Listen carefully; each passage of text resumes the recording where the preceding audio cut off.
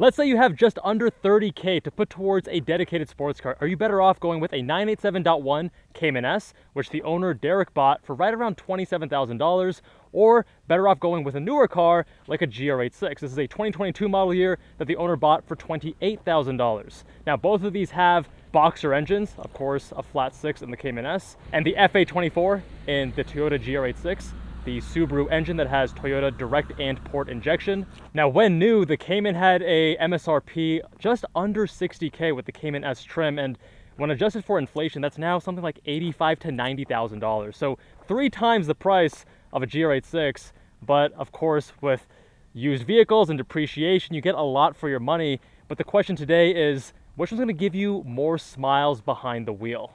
Now, on paper, both of these cars are more similar than different. They have a market value, both just under 30K. They both have boxer engines, they both are rear-wheel drive, and they both are under 3,000 pounds. The 987.1 Cayman S is around 2,950, and the GR86 is a little bit over 2,800 pounds. Where they differ is, of course, the GR86 is front engine rear-wheel drive, whereas the Cayman is mid-engine rear-wheel drive. Both have strut suspension in the front, but the Cayman has strut in the rear, whereas the GR86 has multi-link. And in terms of power, the GR86 is making 228 horsepower, 184 pound-feet of torque from the 2.4 liter flat 4. Although that is underrated, it's probably making something closer to around 250 because it makes like 215 to 220 at the wheels. In comparison, the Cayman S makes 295 horsepower, 251 pound-feet of torque from its flat 6. That's a 3.4 liter naturally aspirated engine. But keep in mind, with the .1, you have IMS bearing issues, bore scoring issues, and you don't have that with the 987.2.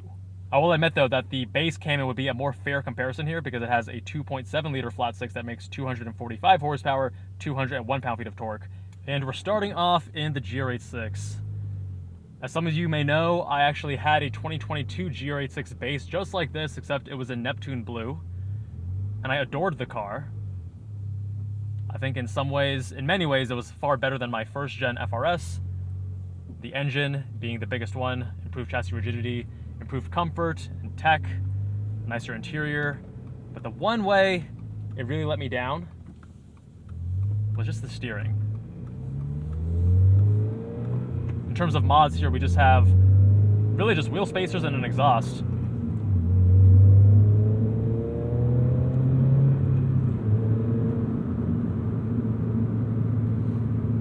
Also gotta love this magnetic phone mount. This is actually mine that I just gave to the owner, Lemuel. He's a buddy. When I was selling my GR86, I figured he could use it rather than the dealership where I was trading in to get my Lotus Emira. Now, there is a bit of deja vu because I was just doing a comparison of a Cayman S that was a little bit more modded. This Cayman S is quite stock, versus a BRZ that also has a few more mods than this, but is not too far off. But you have to keep in mind that the BRZ and GR86, although very similar, they do have some notable differences. I think, first of all, the styling, right? The styling of the GR86, the front bumper, I think is far better than in the BRZ, but that is up for personal preference.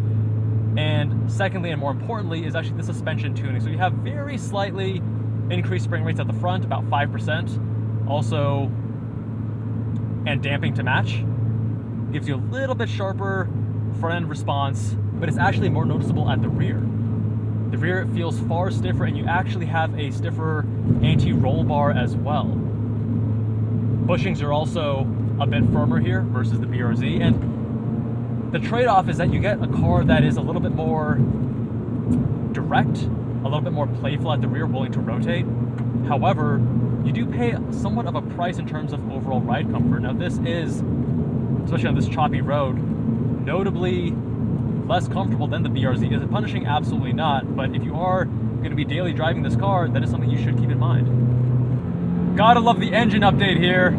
The FA24 versus the first gen's FA20. Big bump in power. Almost completely eliminated that torque dip from 35 to 5K. Look at that. Wants to just immediately hang his tail out. The BRZ we drove was already quite playful, and this is even more so. You don't even need to try, it wants to do it for you.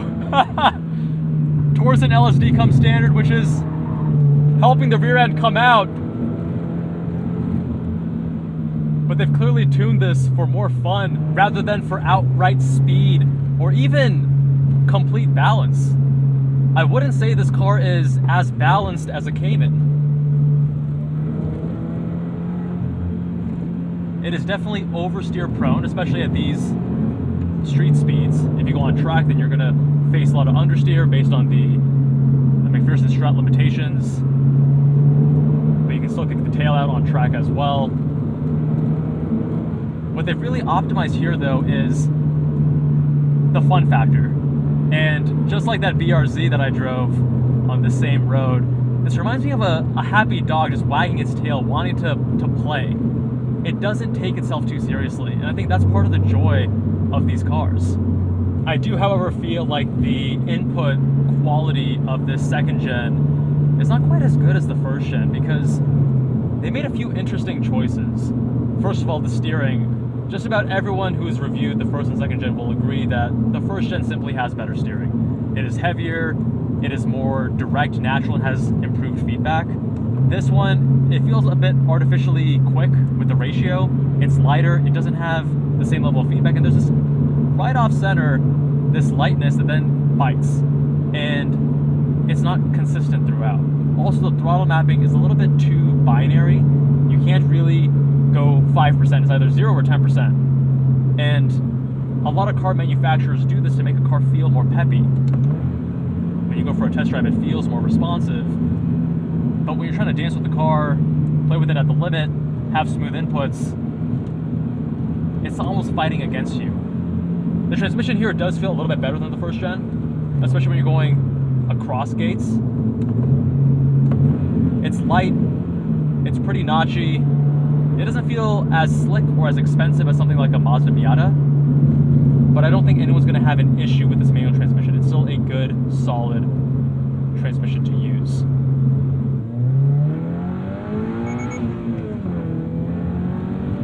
But man, that added power is so much better than the first gen. The exhaust also helping it sound better, but even without an exhaust, it already sounds so much better than the first gen. And I love how communicative this car is because even if the steering isn't to the same degree as the first, at least the chassis, through the seat of your pants, you can feel what's happening underneath you. It's a more rigid chassis than the first gen. Even there, all like half throttle, medium speed corner, already giving me that hint through the seat of my pants of wanting to rotate. That little suggestion, that little hint of, hey, let's get sideways.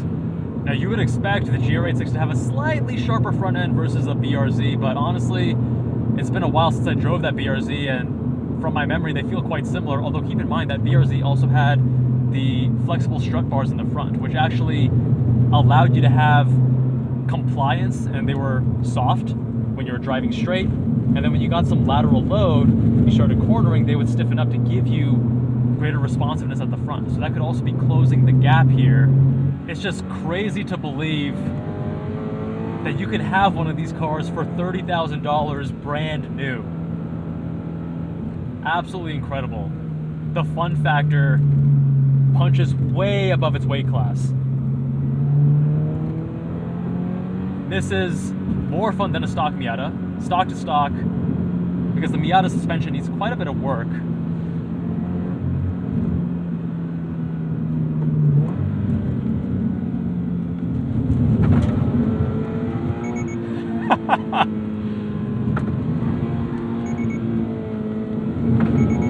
And it's so progressive too when it lets go. 101-inch wheelbase, and just the tuning, the low center of gravity. Very easy car to learn how to slide. Now, if the GR86 is the most fun car you can have for under $40,000, maybe even $50,000, possibly even higher than that, how does the 987.1 Cayman compare, which you can also have for the same market value today?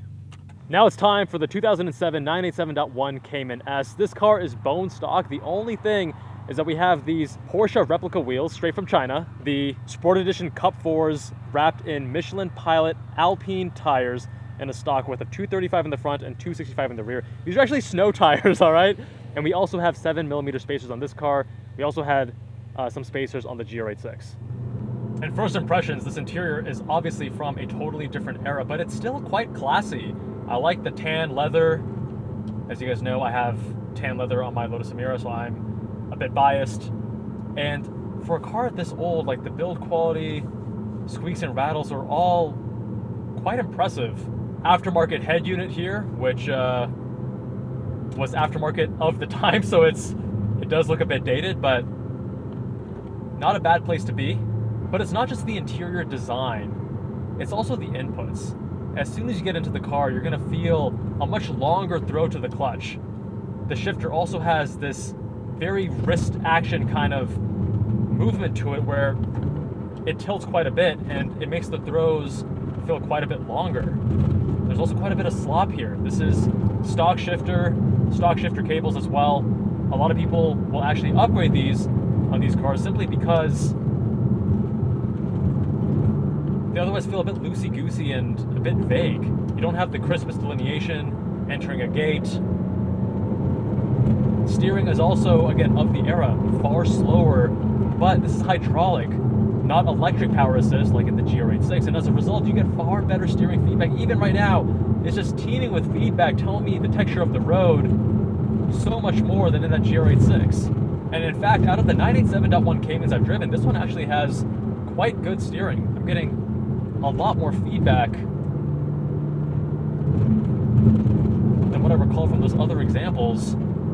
And to me, that is so key to give you confidence in a car. So of course you want to feel through the chassis, through the seat of your pants, which the GR86 does quite excellently. But you also want to feel through the steering wheel, what's happening at the front end. A much smoother engine. Even the M96, M97 engines, compared to the FA24 and that GR86, they're far smoother. Of course, much greater power delivery as well. Not as, oh, there we go. Even with an open diff, you can play with the throttle and get a little bit at the rear, but nothing like in that GR86.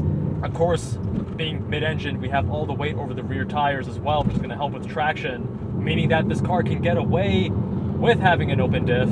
And the way this car wants to encourage you as a driver is completely different than the GR86. You can feel the spirit of the creators in each, and here it's far more serious and clinical and precise about, we're gonna attack a corner and drive in a way that is proper.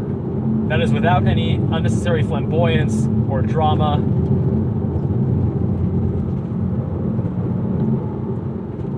Oh wow, brake pedal quite a bit softer than that GR86.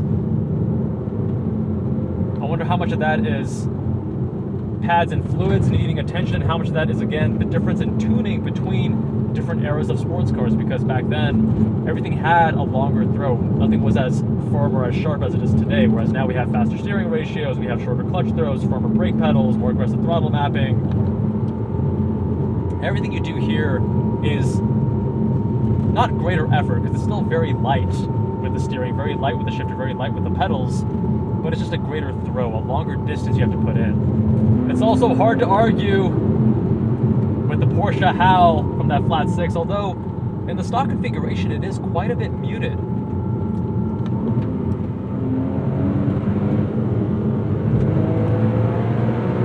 Revs out to 7,100 RPM, a bit lower than in the GR86, but it's a lot smoother, and it seems like it's more willing to get to that point versus the GR86. Gearing here is also a bit longer than in the Toyota.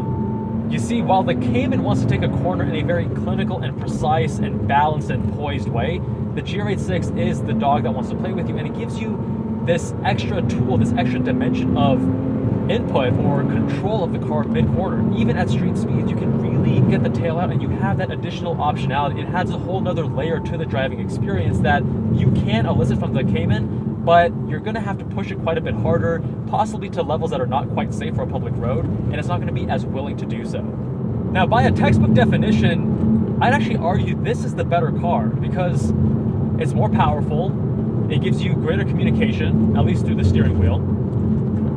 Maybe not as much through the chassis, based on how this is currently set up. Suspension here is also quite a bit more compliant than in the GR86, a bit more comfortable, Although with the BRZ, it would probably be a much closer match. On paper, and I guess from a textbook definition, this car is the better sports car because you make more power, you have a smoother engine, you have better steering communication, you're able to attack a corner faster with balance that only a mid-engine rear-wheel drive car can provide you. But I don't think that what we're after as driving enthusiasts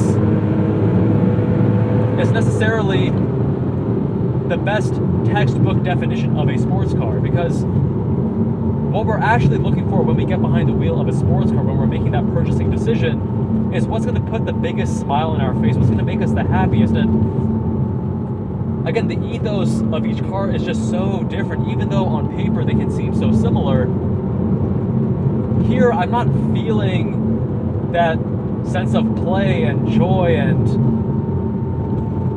the car's not trying to make me feel fun. Like it's trying to get the job done. The two things that I enjoy most about this Cayman would actually be the steering communication and the engine. Now, you may be surprised to hear that because you probably were expecting something about the mid-engine balance, and while the mid-engine does give it a tighter polar moment of inertia, meaning that the car should theoretically be more willing to rotate, the way that the car is set up means that it will point for you, it will change direction without much fuss. But it's going to do just that, and it's not going to actually want to over-rotate and play with you like in the GR86. So the question then as to which is the better sports car, which one you should buy, it comes down to what is your driving preference? Do you want a car that has incredibly low limits and constantly wants to get its tail out? That aligns with my personal philosophy of driving fun. Or do you want something that has a better engine, better steering, better fit and finish on the interior, and a sexier badge, if you will, then the Porsche Cayman is the one you want to get. But keep in mind, you're not just going to be bombing the canyons in these cars. And when it comes to daily drivability, having a newer car like the GR86 or even an equivalent BRZ is going to give you some things that the Cayman simply can't. Things like Apple CarPlay, reverse cam, and all those other things. And having a newer car with a warranty versus a older used car that is not only out of warranty, but is known to have some significant engine issues, I don't know.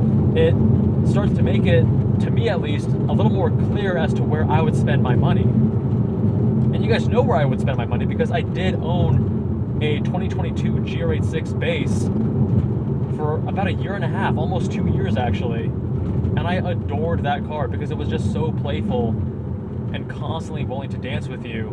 But don't get me wrong, I don't think that it would be silly or foolish to get a 987.1 Cayman S. I think the performance envelope here is quite a bit higher. Again, mid-engine balance. There are things that this car has going for it. But if I am chasing fun behind the wheel, I actually think that a brand new $30,000 Toyota is the better option than the used, originally $60,000 MSRP, now adjusted for inflation, $88,000 MSRP Porsche Cayman S. But my friends, let me know what you think with a comment down below. What would you pick?